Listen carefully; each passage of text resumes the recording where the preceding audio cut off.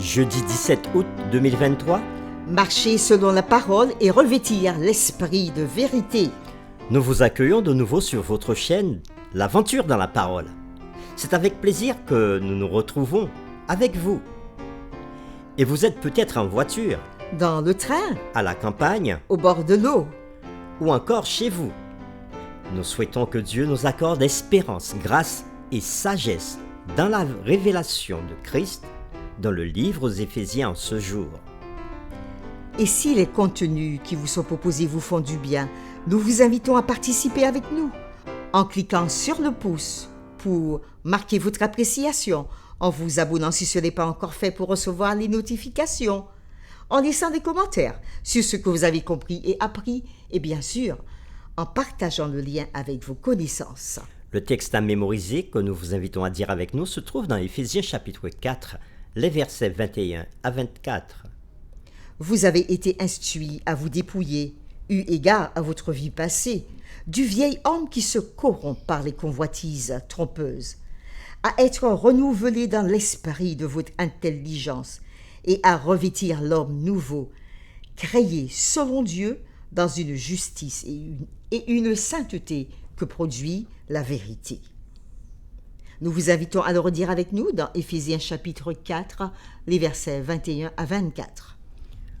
Vous avez été instruits à vous dépouiller, eu égard à votre vie passée, du vieil homme qui se corrompt par les convoitises trompeuses, à être renouvelé dans l'esprit de votre intelligence et à revêtir l'homme nouveau, créé selon Dieu dans une justice et une sainteté que produit la vérité.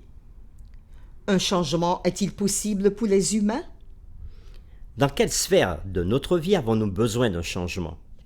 En quoi nos paroles, attitudes et identités peuvent-elles être en bénédiction pour ceux qui nous entourent? Les réflexions de cette semaine nous aident à répondre à ces questions.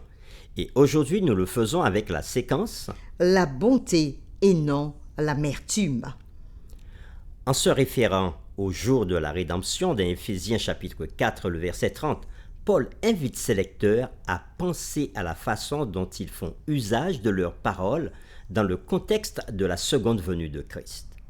Éphésiens chapitre 4, les versets 31 et 32 peut donc être compris comme abordant l'usage de la parole à l'approche de ce grand événement.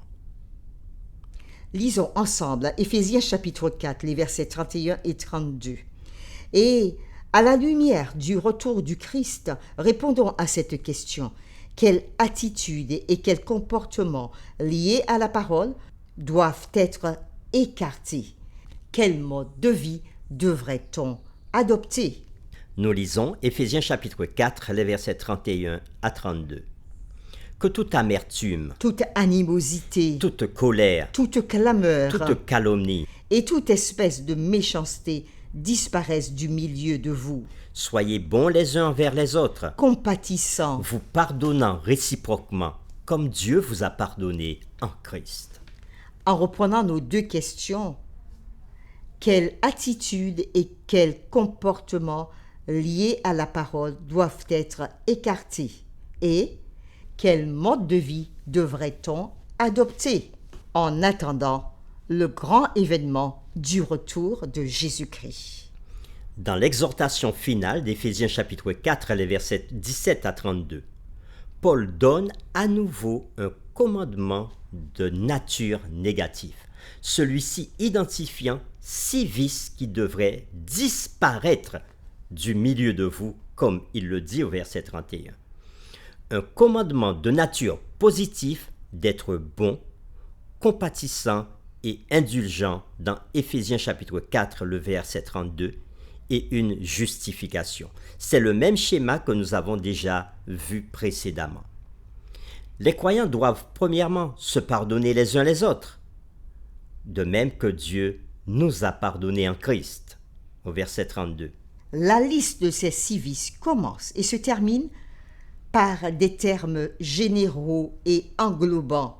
Par exemple, toute amertume et toute espèce de méchanceté. Entre les deux se trouvent 4 termes supplémentaires. Animosité, colère, clameur et calomnie. C'est ce que nous lisons dans Éphésiens chapitre 4, le verset 31. Le dernier d'entre eux est traduit du mot grec blasphémia, qui est un terme technique pour désigner une mauvaise parole contre Dieu.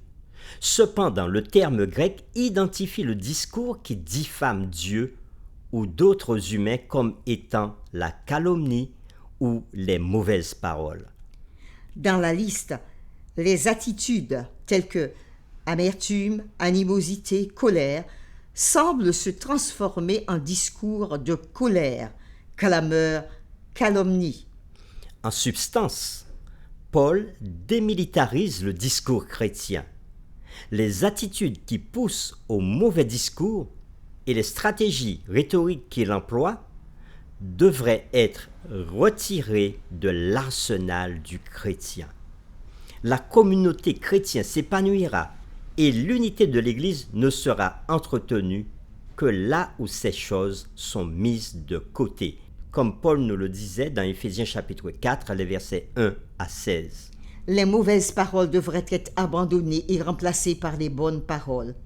Nos conversations et nos actions au sein de la famille de Dieu et au-delà ne devraient pas être motivées par la colère, mais par la bonté, la tendresse et le pardon, basés sur la norme la plus élevée de toutes, le pardon que Dieu nous a accordé en Christ, tel qu'il est dit dans Éphésiens chapitre 4, le verset 32. Paul présente le pardon vertical offert par Dieu comme modèle du pardon horizontal, ce que nous offrons les uns aux autres. Nous pouvons comparer le verset 32 à Colossiens chapitre 3, verset 13 ou encore Matthieu chapitre 6, les versets 12, 14 et 15. Colossiens chapitre 3, verset 13. Supportez-vous les uns les autres, et si l'un a sujet de se plaindre de l'autre, pardonnez-vous réciproquement.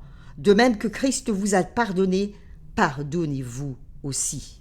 Matthieu chapitre 6, le verset 12. Pardonne-nous nos offenses, comme nous aussi nous pardonnons à ceux qui nous ont offensés. Et au verset 14 et 15, si vous pardonnez aux hommes leurs offenses, votre Père céleste vous pardonnera aussi. Mais si vous ne pardonnez pas aux hommes, votre Père ne vous pardonnera pas non plus vos offenses. Pour terminer, réfléchissons ensemble à cette question. Pensez au pouvoir de vos mots. Comment pouvez-vous les utiliser pour qu'ils soient édifiants et encourageants? Nous vous invitons à prier avec nous. Père, tu es le Dieu de grâce, le Dieu d'amour, le Dieu de miséricorde, le Dieu lent à la colère et riche en bonté et en miséricorde. Et nous donnons gloire à ton Saint-Nom et nous te louons en cet instant.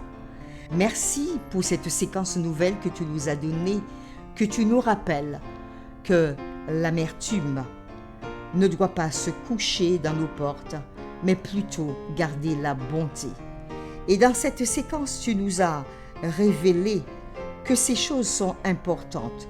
Nous devons apprendre à nous aimer les uns les autres, à être bons les uns envers les autres et compatissants. Que toute amertume, toute animosité, toute colère disparaissent au milieu de nous. Et que toute clameur, calomnie aussi soit bannie au milieu de ton peuple. Que, à la place des paroles de bonté, des paroles d'amour soient prononcées.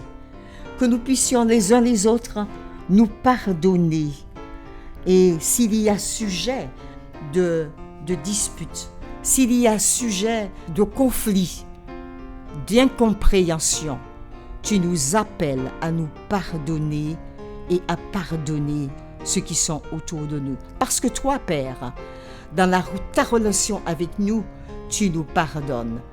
Et tu nous demandes de faire autant dans la relation horizontale avec ceux qui nous entourent, les membres de nos familles, nos parents, nos amis, nos collègues, tous ceux qui sont autour de nous et dans l'Église aussi, dans les communautés où tu voudrais que nous nous trouvions. Merci Père pour ton amour et ta miséricorde et ton pardon que toi-même tu mets en chacun de nous par la puissance de ton esprit. Nous te prions au nom de Jésus-Christ. Amen.